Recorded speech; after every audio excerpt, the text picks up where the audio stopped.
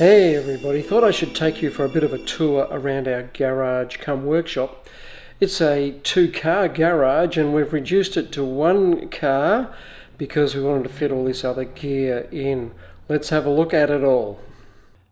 Many of you will recognise straight away some of the parts from previous videos, including those shelves from Bunnings. There's a workbench which I only recently completed, and the shelf, self-supporting shelf above it. You can see I've loaded them all up with all sorts of good stuff, and I did mention in the workbench video that one of my main aims was this grinder, which is now fixed to the bench, and that clamp. I find them just so handy. Cleaning up all sorts of things on the chisels and that, obviously on the grinder, and even sharpening up kitchen knives.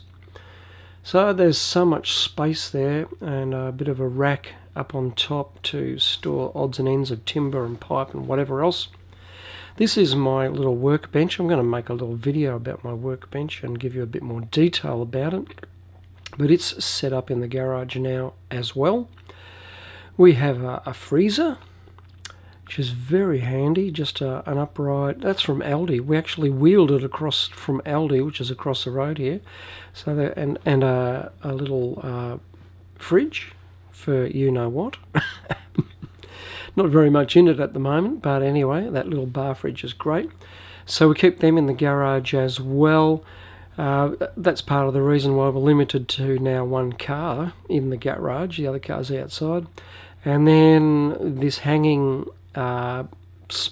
hanging bit of timber with all sorts of stuff on it, including our bikes, which is just fantastic. We're yet to get into the bike riding.